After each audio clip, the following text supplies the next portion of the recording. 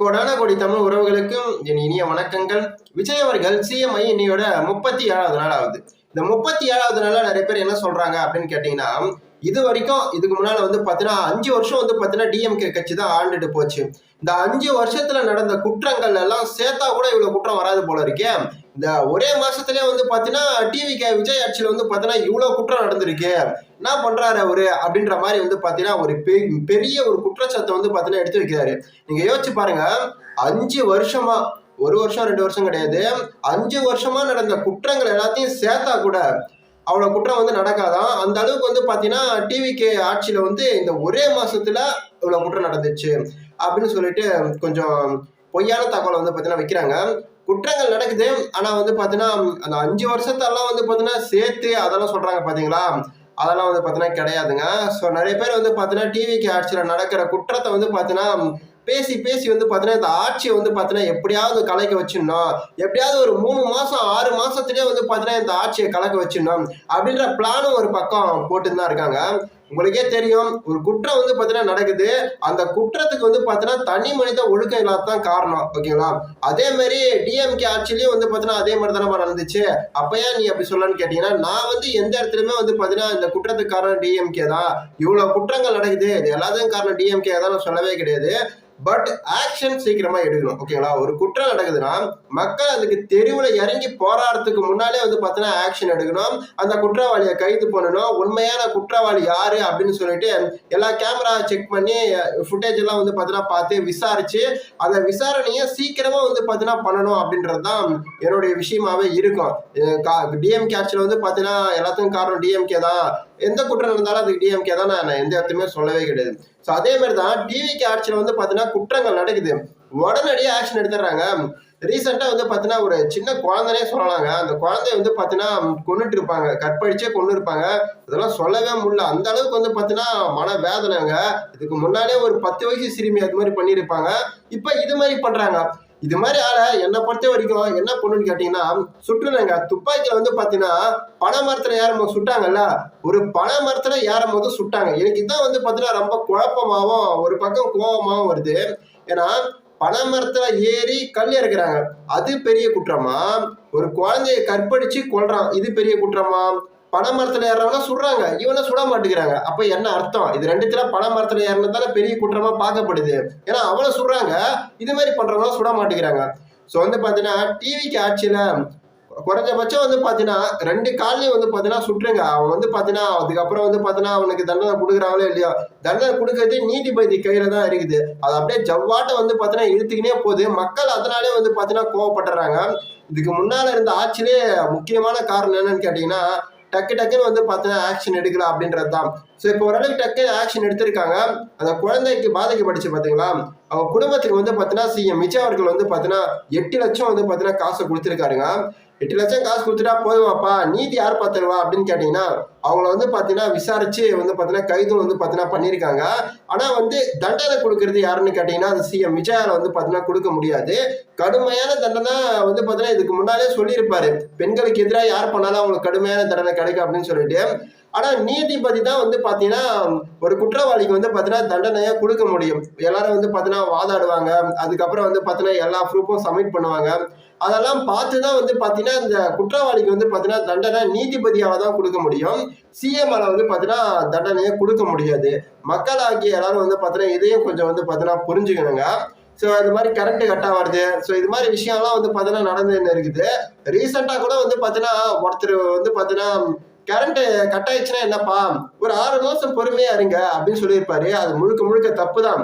அதுக்கான காணொலியே நான் பாத்தீங்கன்னா நாளைக்கு கன்ஃபார்மா போட்டுறேன். நான் பாத்தீங்கன்னா அதுக்கெல்லாம் முட்டு கொடுக்க மாட்டேன். அது மாதிரி விஷயம்லாம் தப்பான விஷயம் தாங்க. ஸோ பார்ப்போம், பொறுத்திருந்து. குற்றத்துக்கு டக்கு டக்குன்னு ஆக்ஷன் எடுக்கிறாரு சிஎம் விஜய் அவர்கள். ஒரு குற்றம் நடந்தா பாத்தீங்கன்னா அங்க ஆக்ஷன் எடுக்கிறாங்க, போய் விசாரிக்கிறாங்க, அவங்க வீட்டெல்லாம் விசாரிக்கிறாங்க. ஸோ அந்த குடும்பத்துக்கும் நிதி உதவியும் பாத்தீங்கன்னா கொடுக்குறாங்க. பரவாயில்ல, ஓரளவுக்கு பண்ணிட்டு இருக்காங்க. ஸோ இப்பதான் பாத்தீங்கன்னா கொஞ்சம் நாட்கள் போயிருக்கு, போக போக தான் நமக்கே தெரிய வரும். சிஎம் விஜய் அவர்கள் குற்றம் நடக்குதா உடனே ஆக்ஷன் எடுத்துறாரு, அந்த அளவுக்கு விட மாட்டேங்கிறாரு. சாலை மறியல்ல ஈடுபடுறது, குற்றவாளிகளை கைது பண்ணாம தாமதப்படுத்துறது, இது மாதிரி விஷயங்களை பாத்தீங்கன்னா பண்ணாம உடனுக்குடனே பாத்தீங்கன்னா ஆக்ஷன் எடுக்கிறாங்க. ஸோ இதெல்லாம் பாத்தீங்கன்னா பார்க்கும்போது மனசுக்கு கொஞ்சம் சந்தோஷமா தான் இருக்கு. அதே மாதிரி தமிழ்நாட்டிலேயும் குற்றங்கள் அதிகரிச்சுதே போதுங்க. உண்மையை சொல்ல போனா எங்க பார்த்தாலும் காலையாங்கட்டி நியூஸே பார்க்க முடியல. பார்த்தாலே வந்து பார்த்தீங்கன்னா எதனா ஒரு கொலை இல்லை எதனா ஒரு வந்து பார்த்தீங்கன்னா இது விஷயத்த பண்ணுறாங்க. அது மனசுக்கே வந்து வேதனையா இருக்கு. முக்கியமா இது மாதிரி பண்றதுக்கு முக்கிய காரணம் என்னன்னு சொல்லிட்டு தனி மனித ஒழுக்கம் சுத்தமா வந்து பார்த்தீங்கன்னா கிடையாதுங்க. ஆக்ஷன் கடுமையா இருக்கணும். டிவிக்கு ஆக்சுவலி நான் சொல்றது என்னன்னு கேட்டீங்கன்னா, இது மாதிரி குற்றங்களை பண்றவங்கள ஒரு வாட்டியாச்சும் வந்து பார்த்தீங்கன்னா துப்பாக்கி சூடு வந்து பார்த்தீங்கன்னா நடத்தி கைது பண்ணுங்க. கேள்வி பண்ணும், நியூஸ் வரணும். என்னன்னு கேட்டீங்கன்னா, ஒரு பெண்ணை பாலியல் குற்றத்தில் கைதான நபருக்கு துப்பாக்கி சூடு அப்படின்னு நியூஸ் வந்தாதான், அந்த நியூஸ் பரவுனாதான் 4 பேருக்கு அது மாதிரி தப்பு பண்றவனுக்கு பயம் வரும். உண்மையா மனிதர்கள் வந்து பாத்தீங்கன்னா தப்பு பண்ணாம இருக்க அந்த பயம் தான் ஒரு காரணம். அதுக்குதான் சட்டங்கள், அதுக்குதான் ஜெயிலு இது மாதிரி எல்லாம் கொண்டு வந்திருக்காங்க.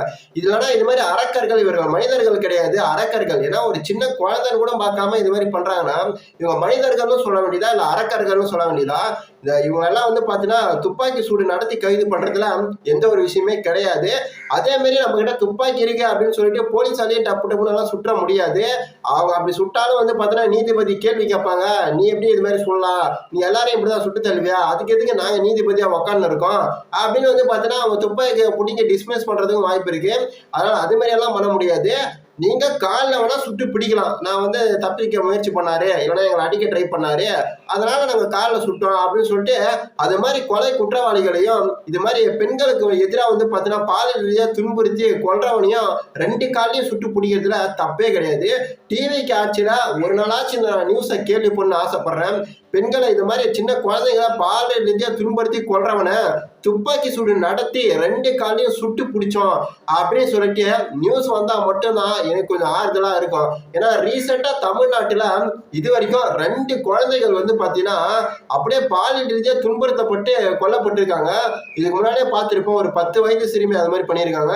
இப்ப ரீசெண்டா இது மாதிரி இதையே கேட்க கேட்க வந்து பாத்தீங்கன்னா நமக்கே ஒரு கோபம் வருது, பயங்கரமா வந்து பாத்தீங்கன்னா கோபம் வருது, ஒரு வெறுப்பும் வர ஆரம்பிக்குது. ஏன் இது மாதிரி நடந்துக்கினே இருக்கிறது அப்படின்னு நமக்குள்ளே ஒரு கேள்வி வந்து வர ஆரம்பிக்குது.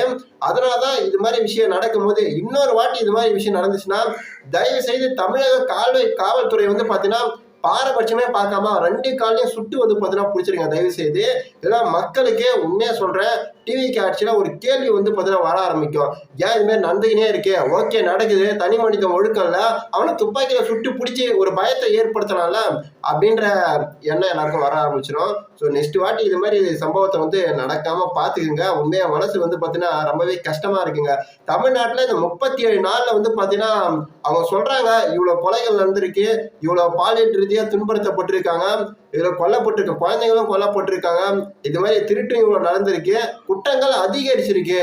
இந்த 37 நாள்லயே வந்து பாத்தீங்கன்னா இவ்வளவு குற்றங்கள் அதிகரிச்சிருக்குன்னு சொல்றாங்க. குற்றங்கள் அதிகரிச்சிருக்கு தான், அதெல்லாம் வந்து பாத்தீங்கன்னா ஓகே தாங்க. ஆனா இந்த 5 வருஷத்துல நடந்த குற்றங்கள் எல்லாம் சேர்த்தாதான் அப்படி வரும் அப்படிலாம் சொல்றாங்க பாருங்க. அதெல்லாம் முழுக்க முழுக்க போய் இதெல்லாம் பயன்படுத்திக்கிறாங்க. இதை வச்சு வந்து பாத்தீங்கன்னா எப்படியா இந்த ஆட்சியை கவுக்கணும்னு ஒரு பக்கம் நினைக்கிறாங்க. ஸோ இப்பவே வந்து பாத்தீங்கன்னா நீங்க கொஞ்சம் விசாரிச்சு வந்து பாத்தீங்கன்னா கொஞ்சம் விழிப்புணர்வோட வந்து பாத்தீங்கன்னா இருக்கிறது நல்லதுன்னு நான் நினைக்கிறேன். குற்றவாளியை சுட்டு பிடிங்க. இது மாதிரி பாலியல் ரீதியா பெண்களுக்கு எதிராக பண்றவனை வந்து பாத்தீங்கன்னா நீங்க இதே மாதிரியே விட்டுக்கினே இருக்கக்கூடாது. ஏன்னா இதோட 2வது குழந்தைகள் இந்த 1 மாசம் தான் வந்து நினைக்கிறேன் 37வது நாள். போன மாசம் அது மாதிரி நடந்துச்சு, இந்த மாசம் எப்படி நடக்குது, 1 மாசத்துக்கு ஒரு வாட்டினா யோசிச்சு பாருங்க எப்படின்னு சொல்லிட்டு. அதுவும் சின்ன சின்ன குழந்தைகள். அதனால இதை நீங்க உடனே வந்து பாத்தீங்கன்னா தடுத்து நிறுத்தணும்னா துப்பாக்கி சூடு நடத்தி பிடிக்கிறது வந்து பாத்தீங்கன்னா ரொம்பவே இம்பார்ட்டன்ட் தான் நான் சொல்லுவேன். ஸோ போக போக பார்க்கலாம். இது 37வது நாளுங்க. நல்ல விஷயமா இருந்தாலும் சரி, கெட்ட விஷயமா இருந்தாலும் சரி, உங்ககிட்ட வந்து பார்த்தீங்கன்னா எடுத்துட்டு வந்து நான் சேர்த்துருவேன். நம்ம காணொலியை பார்க்குறவங்க சப்ஸ்கிரைப் பண்ணி வச்சுக்கோங்க. டெய்லி நடக்கிற விஷயத்தை எல்லாத்தையும் உங்ககிட்ட வந்து சேர்த்துறேன். இது 37வது நாள் தான். உண்மையா குற்றங்கள் அதிகரிச்சிருக்கு. ஆனால் சிஎம் அவர்கள் ஆக்ஷன் எடுத்துடுறாரு. இன்னும் 5 வருஷம் இருக்கு. பொறுத்தவரை பார்ப்போம் என்ன பண்றாங்கன்னு. அடுத்த காணொலியில பார்ப்போம். நன்றி, வணக்கம்.